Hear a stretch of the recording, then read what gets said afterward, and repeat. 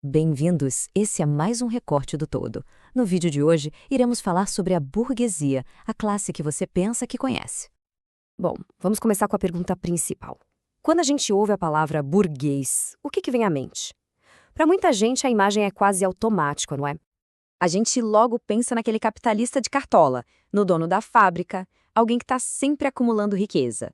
E olha, essa imagem clássica, o estereótipo que ficou no nosso imaginário. E para ser justo, não está completamente errado. Mas isso é só um pedacinho da história. Porque essa mesma classe, que hoje a gente associa tanto ao poder, ao sistema, teve um começo, na verdade, bem humilde e um papel, olha, absolutamente revolucionário. Foram eles a força que ajudou a derrubar o mundo inteiro. E para a gente entender como isso aconteceu, a gente precisa voltar um pouco no tempo. A jornada da burguesia não começa em palácios ou em grandes cortes, não. Ela começa nas cidades medievais que estavam começando a renascer ali na Europa. A própria palavra burguês não tinha nada de chique ou poderoso. Burgenses era só o nome que se dava para quem morava no burgo, ou seja, na cidade.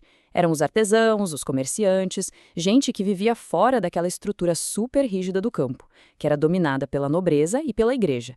Eles eram, basicamente, uma peça nova no tabuleiro. E que ascensão, hein? De simples moradores de cidades, eles se tornaram os donos do mundo. Século após século, essa classe foi juntando capital, primeiro com o comércio, depois com pequenas indústrias, até virar o verdadeiro motor econômico da Revolução Industrial. O poder financeiro já era deles, sabe? Mas o poder político, esse ainda estava na mão da aristocracia. O ponto de virada mesmo foi em 1789. Com a Revolução Francesa, eles não só participaram, eles lideraram a queda do antigo regime e tomaram o controle do Estado para si. Essa subida tão rápida, quase meteórica, faz a gente se perguntar, afinal, o que definia essa nova classe? Qual era o segredo da força deles? O que estava na alma da burguesia? E o debate sobre isso foi bem intenso. O que movia essa classe era um conjunto de valores, um jeito novo de pensar o mundo, ou seria algo muito mais concreto, mais material, simplesmente a posse dos meios de produção? E aqui a gente tem duas visões bem diferentes. De um lado, o sociólogo Max Weber dizia que a força vinha de um espírito, uma ética protestante. Para ele, valores como trabalhar duro, economizar, não eram só para ficar rico, era quase um dever moral, um sinal de que a pessoa era abençoada por Deus. Já do outro, Karl Marx olhava para a coisa de um jeito puramente econômico. Para ele, ser burguês significava uma coisa bem simples: ser o dono dos meios de produção, das fábricas, das terras, em oposição a quem só tinha a própria força de trabalho para vender, o proletariado. E essa frase do Benjamin Franklin, que o Weber usou nos estudos dele, ilustra essa ideia do espírito burguês de forma brilhante. O tempo não é só para ser vivido, ele tem que ser otimizado, tem que render. A eficiência e o lucro viram virtudes. Acumular riqueza passa a ser visto como um objetivo de vida, um sinal de uma pessoa correta. Agora vamos pular para a interpretação marxista, que vê a burguesia não só como uma classe, mas como uma força de transformação que não para nunca. Uma força que, para conseguir sobreviver, precisa estar o tempo todo se revolucionando.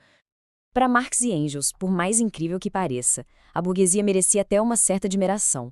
Eles a viam como uma classe mais revolucionária que a história já tinha visto. Ela não só reformou o mundo feudal, ela o demoliu por completo. Todas aquelas relações antigas de honra, de lealdade, de tradição, tudo isso foi dissolvido na lógica fria do dinheiro. Essa passagem do Manifesto Comunista é muito forte. Ela mostra como, na visão deles, a lógica burguesa transformou tudo em mercadoria. Profissões que antes eram vistas como vocações, quase sagradas, viraram simplesmente um trabalho assalariado. O valor de qualquer coisa passou a ser medido pelo seu preço no mercado. E aqui está o pulo do gato da análise marxista, o tal do processo dialético. Vamos por partes. Primeiro, a burguesia se desenvolve, toma o poder e revoluciona a produção, certo? Segundo, ao fazer isso, ela acaba criando, inevitavelmente, o seu oposto, o proletariado, aquela massa de trabalhadores que não possui nada além da sua força de trabalho. E terceiro, a luta entre esses dois grupos vira o novo motor que empurra a história para frente. E aqui está o grande paradoxo. O capitalismo, que é o sistema da burguesia, não pode ficar parado. A competição obriga a ter sempre inovação, novas tecnologias, novos mercados. Essa revolução constante é a condição para ele sobreviver, mas é também o que gera instabilidade e crises o tempo todo. Tudo isso nos traz para os dias de hoje. A burguesia que destruiu o feudalismo e que moldou o nosso mundo ela ainda existe do mesmo jeito? O legado dela hoje parece bem mais complexo e, digamos, fragmentado. A resposta curta para essa pergunta é não. Aquela imagem de uma classe super unida com os mesmos interesses, a mesma visão de mundo, isso já não se sustenta mais. O capitalismo mudou e a classe que manda nele também mudou. Hoje a gente consegue enxergar pelo menos 3 faces bem distintas e que muitas vezes até entram em conflito. A gente tem a grande e média burguesia, que são os dirigentes do neocapitalismo global, super flexíveis, adaptáveis. Mais abaixo tem a pequena burguesia, os comerciantes, os autônomos, que se sentem exprimidos entre o grande capital e os trabalhadores e que às vezes reagem de forma bem estável.